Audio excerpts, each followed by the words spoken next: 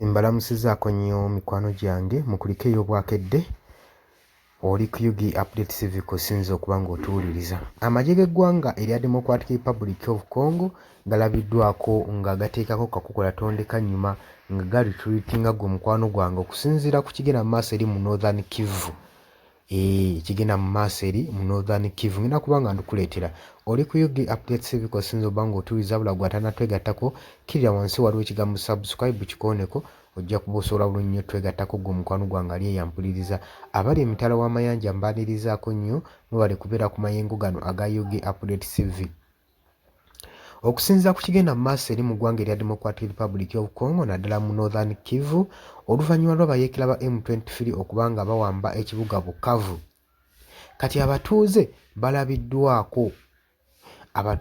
balabiddwako nga bamigratinga nga bava mu bifo bino beeyongerayo kubanga abamu bagamba nti nno oluvannyuma lw'amagye ga M23 abayeekera bano okusalako amagye g'eggwanga erya Democratic Republic of Congo era ne bagatifiitinga, amagye gano gatandise okweyisa bulala, empisa gazisudde mu gguluka.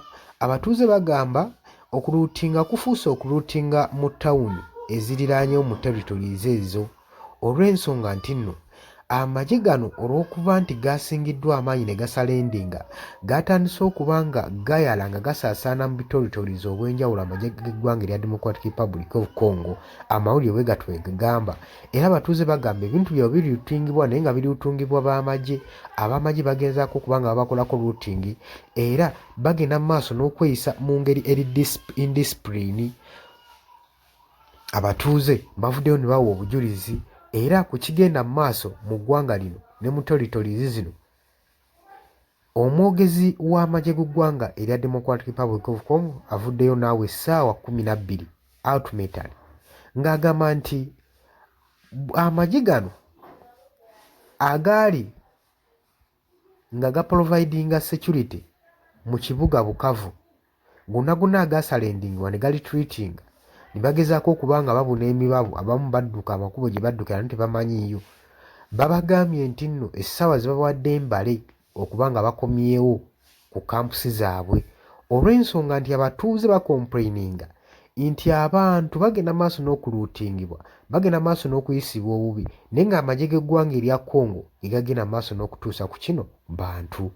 Kati omwogezi w'amagye ga ggwanga erya Democratic Republic of Congo awadde essaawa 12 okubanga buli kiisi eyalitreatinga eyadiployingibwa akomewo mu kampu ye bannaggwanga bagende mu maaso n'okuba nga beeyagala.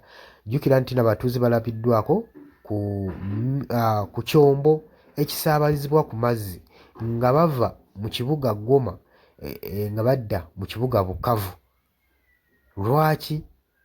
Lwa nsonga nti kati abantu beetaaga security era ng'ewali security gye baddukira. Jjukira abayeekera ba M23 basuubiza abantu nga bagenda obaprovidingirako security era zezimu ku nsonga lwaki bawamba ekibuga Bukavu nga bagamba nti amagye g'eggwanga erya Burundi ssaako n'erya Democratic Republic of Congo gagenda mu maaso n'okuluutinga ebintu by'abantu ssaako n'okukwata abakazi ssaako n'okusanjaga abantu nga geekwasa nti abayeekera ba M23 be bakola kino.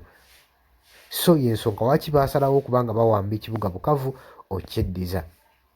Newankubadde eyo biri bwe bityo gamawanga ag'ebunaayira gagenda mu maaso n'okuba nga gateekako envumbo ku ggwanga lino erya Rwanda okugeza ng'okusanctioninga ba government officers baabwe ba ministers abamu abanene be basuubira nti ne be basinga okuba nga babaakinga abayeekera bano ba M23. Naye jjukira nti eggwanga erya US lyavuddeyo ne ligamba Rwanda singa tewithdrawinga troops zaayo okuva mu ggwanga erya Democratic Republic of Congo bagenda kuba nga banoonya kye bassaako. Eggulo General James twamulabye nga bamusanctioninga bamutaddeko envubo butaddamu kulinnya kigere mu ttaka lya Amerika n'okumuggyako obutuuze eri mu ggwanga erya Amerika ssaako n'okumublokinga okumubaaninga zonna financial activities ezibadde zikalingibwa nga zengagingibwamu US. Byonna babibaaninze okusobola okulaba nga babateekako embeera okuwithdrawinga amagye gaabwe troops zaabwe mu ggwanga erya Democratic Republic of Congo. Jjukira nti nno USA ne UK go gagenda maaso n'okuba nga galumiriza nti Rwanda ye backing abayeekera bano aba M23. obadde muwuliza mulungi nnyo webale kwekumira ku Yugi Updates TV era tugenda kuba nga tukomawo gwe mukwano gwange ali yampuliza abula gw'atannatwegattako kirira wansi waliwo ekigambo subscribe kikooneko ojja kubuusibwa bunnyo twenga ku mbagala nnyo mweraba.